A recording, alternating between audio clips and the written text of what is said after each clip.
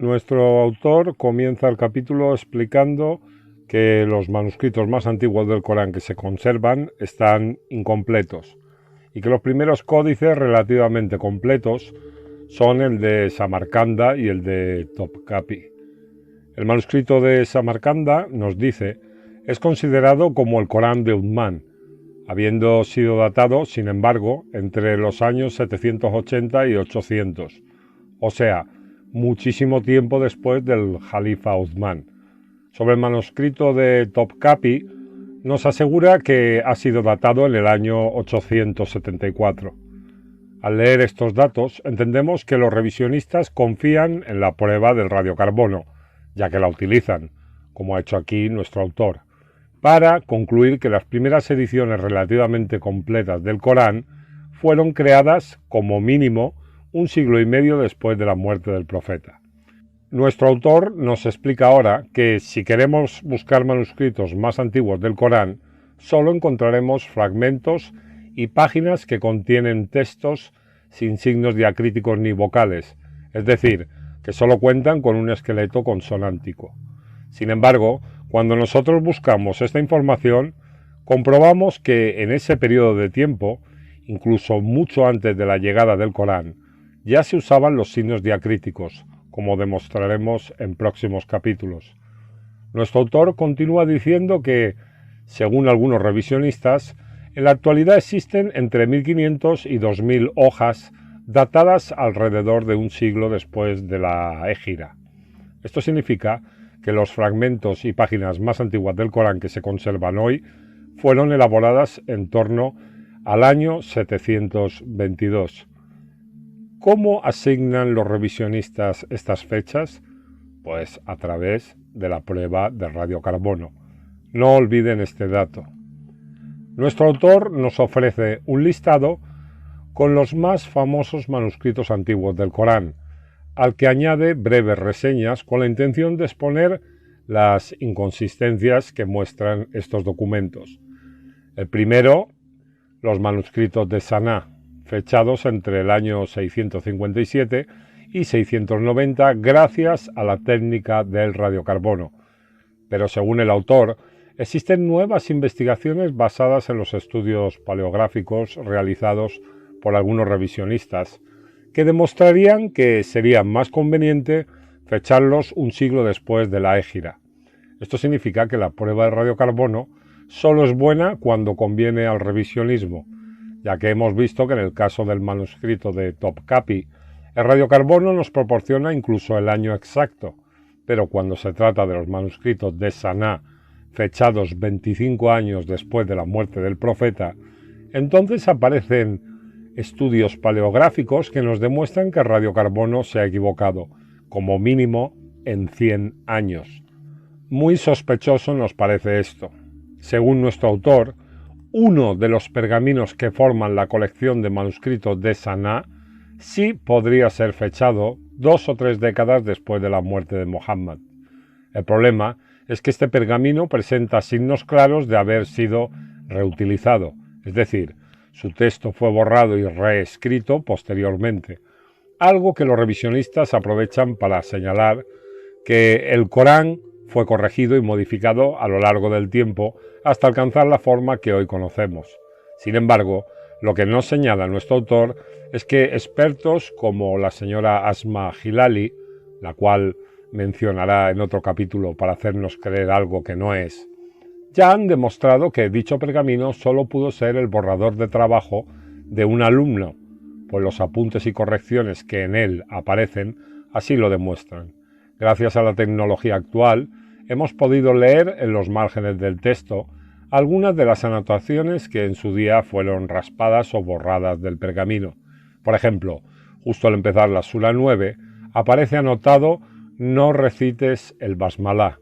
El hecho de que el texto raspado presenta distintas formas y tamaños en cuanto a las letras y palabras deja aún más claro que las anotaciones y correcciones del pergamino tuvieron que haber sido hechas por algún alumno de la madrasa y su profesor.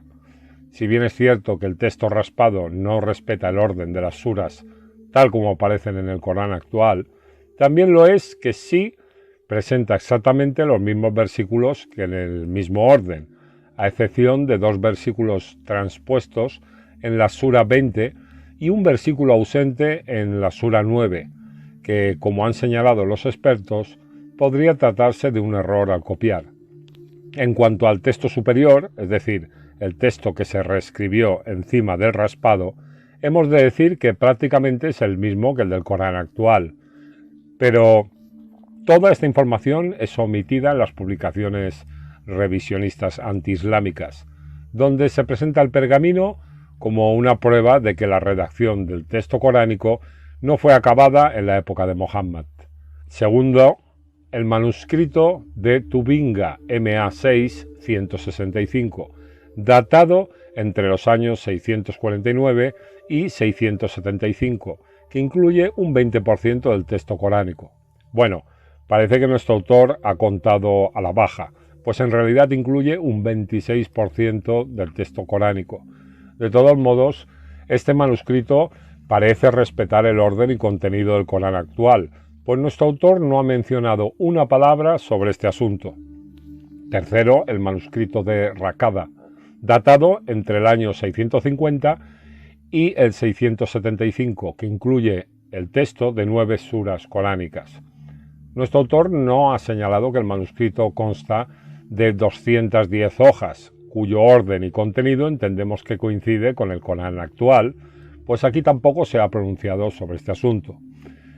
Cuarto, el manuscrito de Birmingham, datado entre el año 568 y el 645, es decir, justo en los primeros días del Islam. Pero nuestro autor, como era de esperar, nos señala que la prueba del radiocarbono suele dar fechas anteriores a lo real y que la datación más probable sería entre el año 660 y el 670. Así es como, de repente, la prueba del radiocarbono, utilizada por nuestro autor para determinar fechas exactas o muy próximas en su listado, vuelve a dejar de ser confiable. En otras palabras, la prueba del radiocarbono deja de ser una medición segura solo cuando aparecen evidencias claras que contradicen las teorías revisionistas antiislámicas. Lo primero que debería aclararse sobre el manuscrito de Birmingham, que data de los primeros días del Islam, es que coincide exactamente con el texto del Corán actual.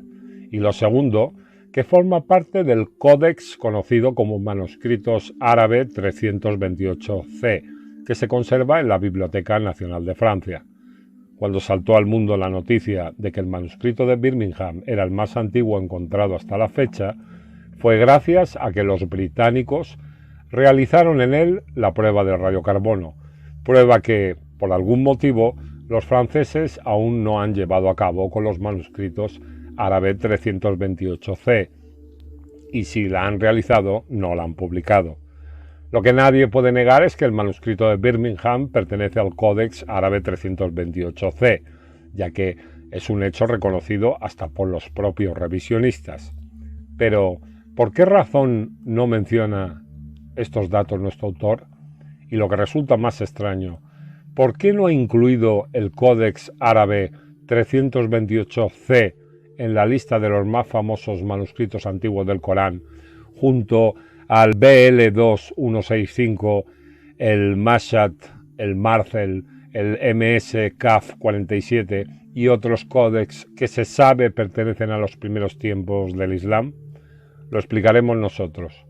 Ocurre que todos estos manuscritos son demasiado comprometedores para el revisionismo antiislámico, ya que representan una evidencia clara de que el texto coránico, tal como hoy lo conocemos, lleva 1400 años circulando por el mundo. Es triste observar que cuando el radiocarbono les conviene, certifican y alaban el resultado de esta técnica moderna. Ahora bien, cuando los dejan evidencia, aseguran que no es una prueba demasiado fiable. Así de patéticos son. Quinto, el manuscrito París-San Petersburgo, datado entre el año 670 y el 705, que incluye un 40% del texto coránico. Bueno, parece que nuestro autor vuelve a contar a la baja, pues en realidad incluye un 46% del texto coránico. De todos modos, este manuscrito también parece respetar el orden y contenido del Corán actual, pues nuestro autor tampoco aquí ha mencionado una palabra sobre este asunto. Sexto, el manuscrito de Berlín, datado entre final del siglo VII y principios del VIII, que incluye un 85% del texto coránico. Nuestro autor resalta que el texto ha sido retocado, pues en el manuscrito se observa que han sido agregados signos diacríticos o vocálicos. Sin embargo, lo que no menciona es que los signos vocálicos no alteran para nada el esqueleto consonántico, lo que significa que el texto original ha sido conservado. Y como demostraremos en próximos capítulos, el uso de signos diacríticos ya se contemplaba en la escritura árabe antes de la llegada de la revelación coránica. Los supuestos retoques se sabe de sobra que fueron añadidos con la única intención de que los no árabes pudiesen leer el texto sin dificultades. Sin embargo, esto les sirve a nuestro autor para insistir en que la redacción del texto coránico no fue acabada en la época de Mohammed. Nos repite que existen manuscritos que fueron borrados y reescritos como el de Saná o el de Cambridge. Pero, como ya explicamos, este tipo de manuscritos, con sus notas y correcciones, nos recuerdan más a los trabajos de alumnos y profesores que a una versión acabada del Corán. De todas formas, que el hallazgo de dos manuscritos de este tipo a lo largo de un periodo que abarca 14 siglos pretenda mostrarse como una evidencia de que el Corán no fue redactado en la época de Mohammed resulta del todo inverosímil, más aún cuando el resto de manuscritos no presentan estos borrados y reescritos.